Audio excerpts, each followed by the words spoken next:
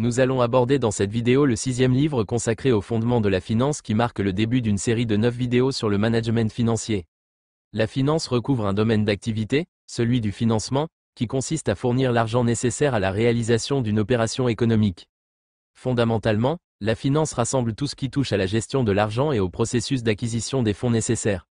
L'activité concerne aussi bien les individus, les ménages que les entreprises publiques ou privées, mais aussi les États. Elle est fondée sur l'application d'une série de principes économiques pour la maximisation de la valeur, richesse et emploi. Le livre traite de l'architecture générale de la finance, de ses parties prenantes et de l'évolution de son environnement.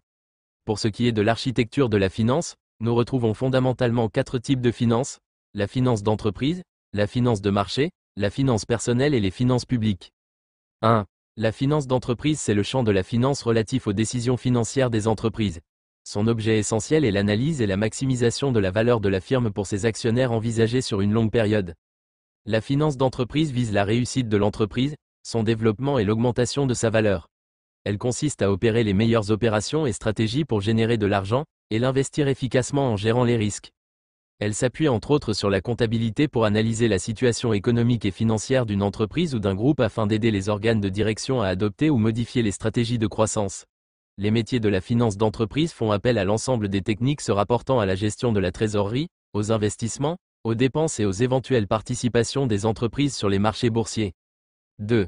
La finance de marché, c'est un domaine de la finance qui se concentre sur les transactions et les opérations effectuées sur les marchés financiers, c'est-à-dire les marchés de capitaux où s'échangent des actifs financiers tels que les actions, les obligations, les devises et les produits dérivés.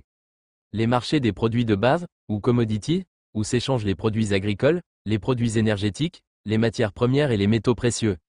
Elle englobe l'analyse financière, fonctionnement des marchés et mécanismes de formation des prix, la gestion de portefeuille, correspondant aux objectifs et la tolérance au risque, le trading, achat et revente d'actifs financiers dans le but de réaliser des profits, la gestion des risques, de marché, crédit et liquidité, et la recherche en investissement, formulation de recommandations d'investissement.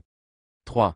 La finance personnelle, elle englobe la gestion de vos revenus et dépenses, l'épargne, les investissements, la planification de la retraite et la gestion de la dette.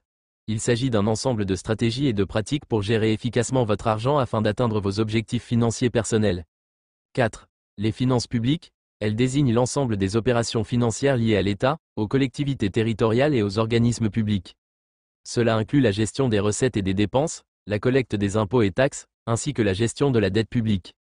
Recettes publiques, elles comprennent principalement les impôts, les taxes, les cotisations sociales, les emprunts et les revenus des biens publics. Dépenses publiques, elles couvrent les dépenses de l'État, telles que les dépenses de fonctionnement, les investissements, les transferts sociaux, et le paiement de la dette.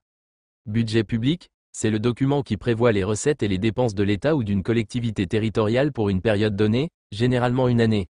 Gestion de la dette publique, il s'agit de la gestion des emprunts contractés par l'État pour financer ses dépenses. Contrôle des finances publiques, il existe différents organes de contrôle, tels que les cours des comptes, qui veillent à la régularité et à l'efficacité des dépenses publiques. Les finances publiques sont un domaine important pour la stabilité économique, le développement social et le bon fonctionnement de l'État. Nous allons maintenant aborder les parties prenantes. En finance, ce sont les individus ou groupes qui ont un intérêt, souvent financier, dans le succès d'une entreprise ou d'un projet. Un premier classement fait apparaître 2 catégories d'agents. 1. Les agents à besoin de financement, ABF. Ils cherchent à obtenir des capitaux nécessaires et suffisants pour entreprendre un projet, maintenir ou développer une activité. 2. Les agents excédentaires de ressources, AER. Ils cherchent à réaliser des placements garantissant la rentabilité, la sécurité et la liquidité. Les agents économiques qui ont pour vocation de recourir en permanence aux moyens offerts par la finance peuvent être classés en plusieurs catégories. 1. Les particuliers pour leurs placements et leurs emprunts. 2. Les entreprises pour obtenir des capitaux et gérer leur trésorerie. 3. L'État et les collectivités publiques pour assurer l'équilibre entre leurs dépenses et leurs recettes et financer leurs projets d'infrastructure ou d'équipement. 4. Les institutions financières elles-mêmes pour ajuster leurs ressources et leurs emplois. 5. Les intermédiaires financiers, dont la vocation est de faciliter le rapprochement entre l'offre et la demande de produits financiers. Ils se distinguent par la nature des services qu'ils rendent à leur clientèle et des produits qu'ils sont à même de négocier. Nous retrouvons en tant qu'intermédiaires financiers les conseillers financiers, conseils en patrimoine et gestionnaires de fortune. Les banques qui recyclent les dépôts et l'épargne. Les organismes de crédit aux particuliers ou aux entreprises. Les marchés organisés, bourses, où s'échangent divers actifs financiers négociables. Les caisses de retraite, fonds de placement. Les compagnies d'assurance qui doivent préserver la valeur des réserves ou provisions venant en garantie des risques qu'elles assurent. Les entreprises d'investissement. Nous avons enfin comme partie prenante à la finance, les organes de régulation. En effet, les marchés financiers sont assez souvent marqués par des épisodes de croissance exubérante et de dépression sévère qui posent le problème toujours renouvelé de leur régulation. Les instances de régulation nationales et internationales, Banque mondiale, FMI, Banque des règlements internationaux, BCEAO, etc. Les agences de notation, telles que Fitch Ratings, Moody's et Standard & Poor's. Le livre aborde dans sa dernière partie l'environnement financier. Il peut être appréhendé selon le mode de financement et le type de finance. 1. Mode de financement pour se financer, un agent économique, une organisation privée ou publique, ou un particulier, peut procéder par autofinancement, c'est-à-dire en utilisant ses bénéfices antérieurs ou ses réserves financières disponibles. Financement direct en faisant appel au marché financier, émission d'actions ou d'obligations. Financement indirect ou intermédiaire en ayant recours au crédit bancaire. 2. Type de finance. La finance se subdivise traditionnellement en plusieurs périmètres d'activité définis par la clientèle servie. La finance publique recouvre le financement des actions et du budget de l'État, des collectivités publiques et des organismes sociaux. La finance privée concerne la gestion de patrimoine et des revenus personnels, préparation de la retraite. La finance d'entreprise accompagne la gestion financière des entreprises, en matière d'exploitation, trésorerie de court terme, ou d'investissement, moyen et long terme. Le système financier est international avec des flux circulant d'un pays à l'autre, d'un continent à l'autre et en temps réel.